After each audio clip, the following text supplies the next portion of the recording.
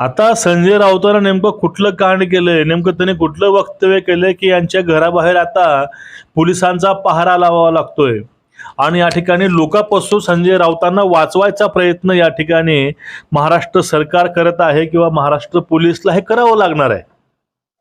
इच्छा नसताना किंवा असताना हे जे लोकांना चेतवायची कामं करतात अशाच लोकांना प्रोटेक्शन द्यावं लागतं, हे दुर्दैव आहे. आणि हे आता ह्या संजय राऊतांना नेमकं काय मुक्ताफळे उधळलेत, त्यामुळं यांच्या घराच्या बाहेर पोलिसांना उभं राहावं लागतं ह्याला वाचवण्यासाठी. नेमकं काय लेनिनचा वाद किंवा सध्याचं जे काही यांचं वक्तव्य आहे, ट्विट आहे, आपल्याला या सगळ्याविषयी या व्हिडिओत मित्रांनो माहिती घ्यायची आहे, आपलं पाहायचं आहे पूर्ण पडताळून. सर्वांना विनंती आहे मित्रांनो, चॅनलला सबस्क्राईब करा, बेल आयकॉन दाबा, व्हिडिओ शेअर करत चला, लाईक करा आणि सर्वांना रामकृष्ण हरी, राम राम, नमस्कार. बघा, संजय राऊत म्हणजे आपल्याला देवानं तोंड दिलंय, यानं काहीही निरर्थक बडबड करायचंय म्हणून मोदी द्वेषापोट, शिंदे द्वेषापोटी आणि फडणवीस द्वेषापोटी, एकूणच भाजप आणि सत्ताधारी यांच्या द्वेषातून तो व्यक्ती मानसिक संतुलन जसं बिघडावं तसं वक्तव्य नेहमी करत असतो. यामध्ये नवीन काहीच नाही. पण जे ह्या लेवलला जाऊन टीका केली आहे, स्वतःला 100% कसा खरा किंवा कसे योग्य दाखवून ते पुढचे लोक जे आहेत सत्तेवरील ते कसे अयोग्य आहेत हे दाखवायचा प्रयत्न केलेला आहे. आता त्यांचं एक वक्तव्य होतं, त्यांनी एक ट्विट केलंय सर्व भारतीयासाठी. जर तुम्हाला एखादे राष्ट्र नष्ट करायचे असेल तर त्या देशातील युवकांची विचार करण्याची क्षमता नष्ट करा, असं व्लादिमीर लेनिननं या ठिकाणी बोललं होतं. आणि त्यांनी खाली इंटू ब्रॅकेट त्यांनी एक वाक्य लिहिलेलं आहे, सध्या भारतीय युवक असाच भरकटलेला आणि मंद झालाय, खाली लिहिलंय जय श्रीराम. आता ह्या शेवटच्या वाक्यावरती आपल्याला आपण शेवटी येऊ. पण जे काय पहिलं यांचं वाक्य होतं, यांचं म्हणजे जे काही व्लादिमीर लेनिनचं वाक्य होतं ते सर्व भारतीयासाठी यांनी कोट केलं होतं. त्यामध्ये जर तुम्हाला एखादे राष्ट्र नष्ट करायचे असेल तर त्या राष्ट्रातील युवकांची विचार करण्याची क्षमता नष्ट करा. आता ह्या तरुणाची विचार करण्याची क्षमता नष्ट कोण केली आहे? भारत हा लोकशाहीवरती चालतो. भारतीय संविधानिक ज्या संस्था आहेत हा निष्पक्ष निरपेक्ष काम करतात आणि सर्व ठिकाणी लोकशाहीवरती आपलं कार्य चालतं. हे साधा सिद्धांत हा भारताचा आहे, भारतातील लोकशाहीचा आहे. भारतातील लोकशाही ही मृत पावली आहे, अर्थव्यवस्था मृत पावली आहे, किंवा भारताचे इलेक्शन कमिशन हे चोर आहे, भारतातील न्यायालयावर यांचा विश्वास नाही. ज्या अशा गोष्टी लोकांच्या मनामध्ये हे बिंबवायचा प्रयत्न करतात, यांच्या गोष्टी बघून खाली आमचे भोळे भावडे तरुण यांच्या बहकाव्यामध्ये येतात. या सगळ्या लोकांचा, संजय राऊतांसारखे जे लोक आहेत हे राष्ट्राच्या विरोधामध्येच या लोकांना उभे करतात. आमच्या इथंच लव जिहाद होतो, त्यानंतर आमच्या इकडेच धर्म विचारून मारलं जातं, आमच्याकडेच आमच्या धर्माविषयी काही बोललं तर ते अंधभक्त बोललं जातं. आमच्या वारकरी संप्रदायामध्ये पुरोगामी लोकांची घुसखोरी केली जाते, आमचा धर्म बुडवायची कामं केले जातात. आणि हे सगळं जे चाललंय ना, हे सगळं हिंदू द्वेषापोटी चाललंय. आज मला या व्हिडिओच्या माध्यमातून सांगायचंय की भारत आणि पाकिस्तानची फाळणी ही सीमाची फाळणी नव्हती, ही फाळणी धर्मावर झालेली आहे. मुस्लिमांसाठी एक राष्ट्र निर्माण केलं पाकिस्तान नावाचं, आणि भारत हा या हरामखोरांनी सेक्युलर करून सोडला. आणि आता ह्या गोष्टी करतात. नेमकं ह्या दोन राष्ट्राची जर निर्मिती धर्मावरती असेल तर ह्या हिंदू राष्ट्रामध्ये ह्या पुरोगामीवाद्याची घुसखोरी झाली नाही का?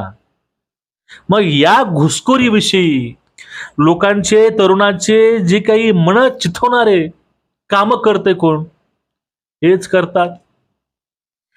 या सगळ्या लोकांचा आपली संस्कृती, आपला धर्म, आपलं राष्ट्र ह्या सगळ्यापासूनच दूर न्यायचे काम कोण करत आहे? हेच आपण त्याला अर्बन नक्षलवादी म्हणतो मित्रांनो. जे काय नक्षलवाद हा आपल्या भारतामध्ये होता, आता तो समूळ नष्ट झालाय. नक्षलवादांचं आणि ह्या लोकांचे विचार सारखेच आहेत. भारतामध्ये राहायचं, भारतीय संविधानिक कुठल्या संस्थेला मानायचं नाही, कायदा मानायचा नाही, निवडणूक हारली इलेक्शन कमिशनवरती भांड फोडायचं, लोकांवरती भांड फोडायचं. पण आपण कार्यशून्य आहोत, आपल्या लोकांनी नाकारलंय हे स्वीकारायचंच नाही.